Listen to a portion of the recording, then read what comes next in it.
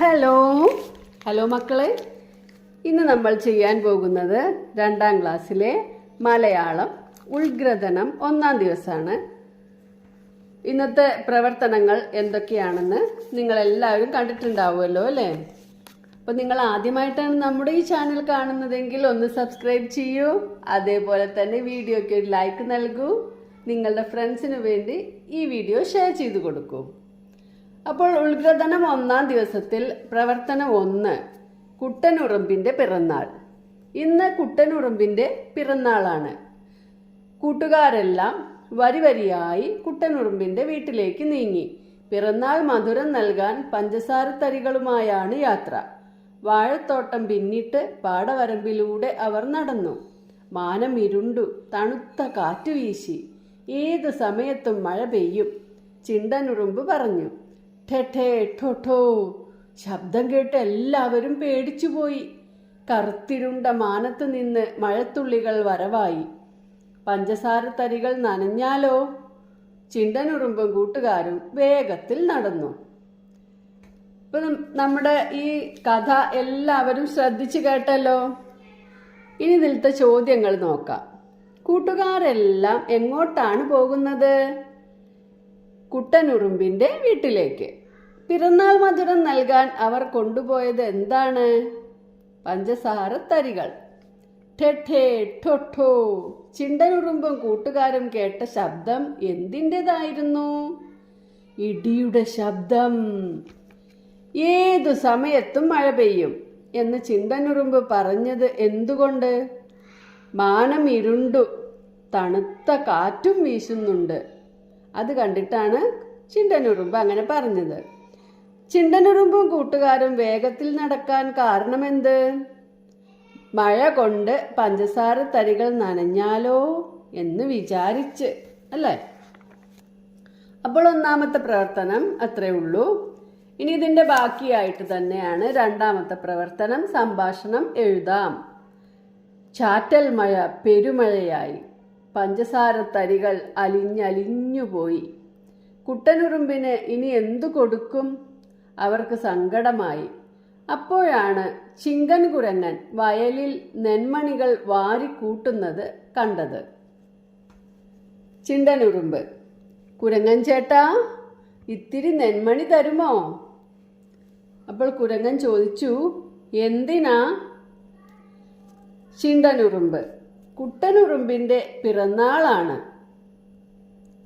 കുരങ്ങൻ: ഞാനും വരട്ടെ? ചിണ്ടനുറുമ്പ്: വന്നോളൂ, നെന്മണി തരുമോ? കുരങ്ങൻ: ശരി, തരാം. ഇതുപോലെ സംഭാഷണം എഴുതിയാൽ മതി. പ്രവർത്തനം 3, ചേർത്തു വരയ്ക്കാം. നെന്മണികളുമായി നടക്കാൻ തുടങ്ങുമ്പോഴാണ് അവർ കുറെ കൃഷി ഉപകരണങ്ങൾ കണ്ടത്. ഇവയുടെ ഉപയോഗങ്ങൾ എന്തൊക്കെ?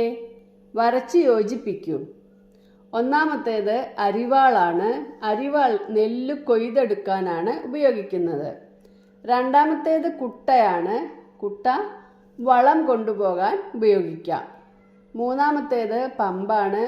ഓസിന് നനയ്ക്കാൻ വേണ്ടി ഉപയോഗിക്കാം. അപ്പോൾ ചെടി നനയ്ക്കാൻ. ഇതുപോലെ വരച്ച് യോജിപ്പിക്കുക. ഈ ഉപകരണത്തിൻ്റെ പേരെന്ത്? ഇത് കൈക്കോട്ടാണ്, അല്ലേ? തൂമ്പ എന്നും പറയും. ഇതിൻ്റെ ഉപയോഗം മണ്ണ് കിളയ്ക്കാൻ, മണ്ണ് കിളച്ച് നിലമൊരുക്കാൻ. മണ്ണ് കിളയ്ക്കാൻ എന്ന് മാത്രം എഴുതിയാലും മതി. അടുത്തത് പ്രവർത്തനം 4, വരികൾ ചേർക്കാം, ഒത്തുപാടാം. കുട്ടനുറുമ്പിൻ്റെ വീട്ടിൽ പിറന്നാൾ ആഘോഷം പൊടി പൊടിക്കുകയാണ്. പാടി നോക്കൂ. ഇന്നാണല്ലോ ഇന്നാണല്ലോ കുട്ടനുറുമ്പിൻ ജന്മദിനം. പച്ചത്തത്ത പറന്നെത്തി, തോരണമെങ്ങും തൂക്കുന്നു. ഇനി അടുത്തതായിട്ട് നമുക്ക് മറ്റൊരു ജീവിയുടെ കാര്യം വെച്ചിട്ട് പാടാം. ഇന്നാണല്ലോ ഇന്നാണല്ലോ കുട്ടനുറുമ്പിൻ ജന്മദിനം. കിട്ടുമുയൽ ചാടി വന്നു, ബലൂണുകളെല്ലാം തൂക്കുന്നു. അടുത്തത് ഇന്നാണല്ലോ ഇന്നാണല്ലോ കുട്ടനുറുമ്പിൻ ജന്മദിനം. മിട്ടുമയിലും വന്നെത്തി, ആടിപ്പാടി രസിക്കുന്നു. ഇങ്ങനെ നിങ്ങൾക്ക് നല്ല രീതിയിൽ ഈ കവിത എഴുതാം.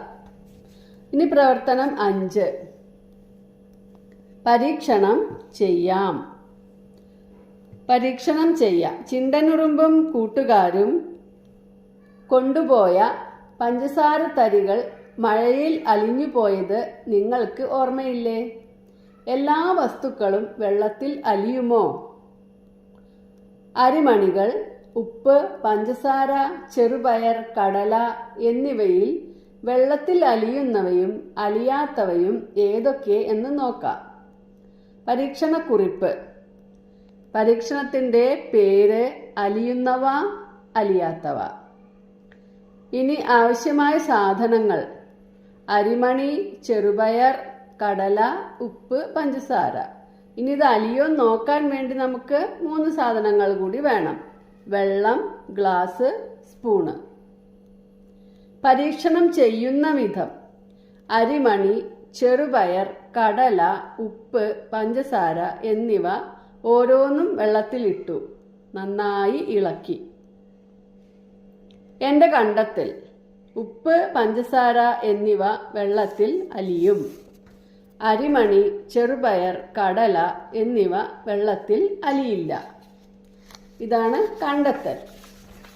അപ്പോൾ 5 പ്രവർത്തനങ്ങൾ ചെയ്തു കഴിഞ്ഞു. ഇതാണ് ഇന്നത്തെ